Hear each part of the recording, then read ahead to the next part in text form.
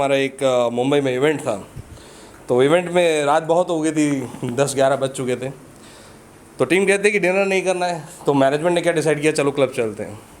अब एक काफ़ी इंट्रोवर्ट पर्सनैलिटी होती है हर ऑफिस में जो बहुत शाई होता है, बहुत ज़्यादा शाई। तो उस कैरेक्टर का नाम कुछ और है, बट मैं विकी ब्रो के नाम से इंट्रोड्यूस करूँगा, ठीक है। हुआ क्या वो बहुत इंट्रोवर्ट पर्सनैलिटी है, उसको कुछ भी काम बोलो, जी सर हो जाएगा, कैसे होगा हमें नहीं पता बट हो जाएगा, जी सर, हाँ जी सर, अपने काम से काम, ज़्यादा बोलना नहीं। एक दिन वैसी बात हो रही थी तो मैंने पूछा, भाई आप वेजिटेरियन हो? बोले हाँ सर।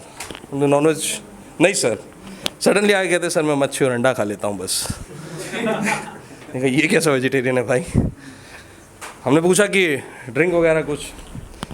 नहीं सर। हमने मान लिया इंट्रोवर्ट है, ज़्यादा बोलता नहीं है, तो हम लोग ज़्यादा इंटरेक्ट नहीं करते हैं। हम लोग क्लब पहुँचे हैं, वहाँ पर थोड़े बहुत ड्रिंक्स के बाद हम लोग डांस कर रहे थे। हमने देखा 3 लड़कियां थी वहाँ पर, बहुत सुंदर, सुशील, अच्छे घर से, हमारे और आपके जैसे फैमिली से ही।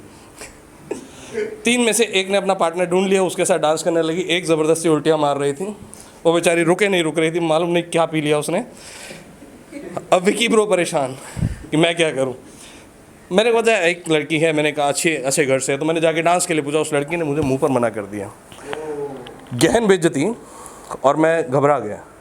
मैंने कहा नहीं, अब दोबारा उस तरफ नहीं जाना है। सडनली मैं देख रहा हूँ विकी ब्रो ड्रिंक ले रहे हैं हमारे साथ। मैंने कहा विकी ब्रो? Yes sir. मैंने कहा सर कितना? सर 3। कैसे? सर इतना ले लेता हूँ। कब से ले रहे हो?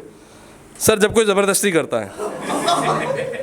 मैंने कहा आज किसने की? कह रहे वो जो उल्टी मार रही है। मैंने कहा तुम्हें कैसे पता? कह रहे सर अभी उसका ब्रेकअप हुआ है। ये इंट्रोवर्ट इंसान एक लड़की की पूरी डेमोग्राफिक डिटेल निकाल लाया, कब ब्रेकअप हुआ है, क्या सिचुएशन थी उसकी। आधे घंटे के बाद मैं बोला ठीक है कोई बात नहीं, हम अपना एंजॉय कर रहे हैं। जिस लड़की ने मुझे मना किया था मैं देख रहा हूँ, हालांकि मेरे को किसी से कभी जलन नहीं हुई जीवन में आज तक, बाबा की कृपा है, कभी जलन नहीं हुई। आधे घंटे बाद मैं देख रहा हूँ विकी ब्रो उस लड़की के साथ डांस कर रहा है जिसने मुझे मना कर दिया था।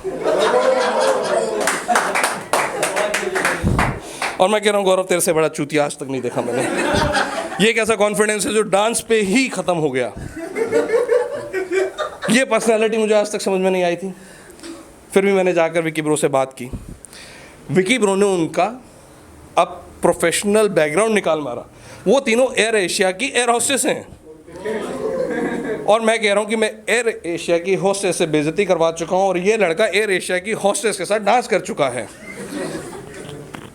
जो लड़का बोलता नहीं है ऑफिस में, वो ड्रिंक्स ले रहा है, डांस कर ले रहा है। हमने कहा ठीक है, अच्छी बात है, यहाँ तक समझ में आता है, हम भी डांस कर रहे हैं, हम भी इंजॉय कर रहे हैं। ये लड़का नाचते नाचते उस लड़की के हाथ में से सिगरेट, यहाँ से इन 2 उंगलियों में से छीन कर, ये तो मुझे भी नहीं लगा था इतना हो सकता है।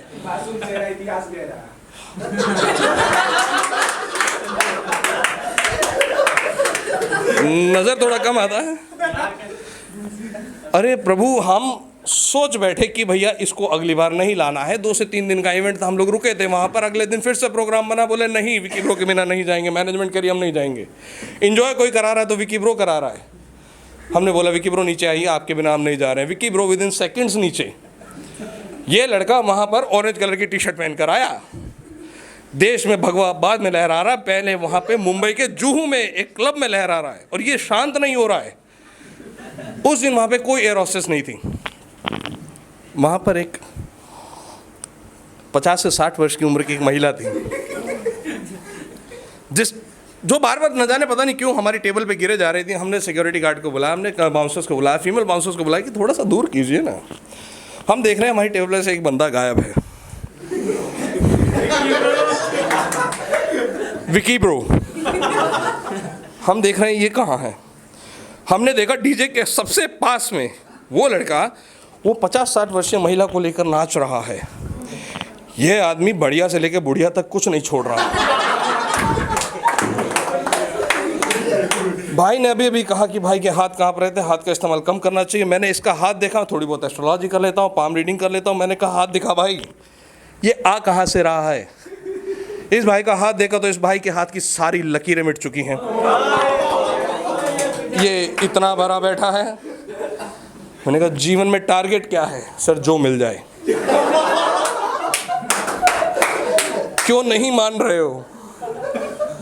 ये नहीं मान रहा है। हमने डिसाइड किया कि अगली ही फ्लाइट से हम लोग दिल्ली निकलेंगे। के साथ मुझे बहुत अच्छा लगा, आयुष्मान का जो सपोर्ट था वो बहुत अच्छा लगा।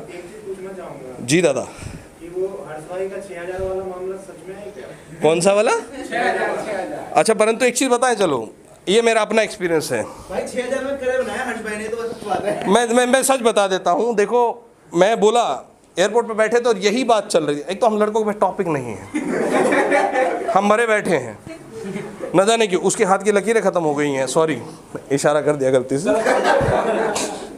भाई के हाथ की लकीरें ख़त्म हो गई, परंतु मैं खुद नहीं समझ पा रहा।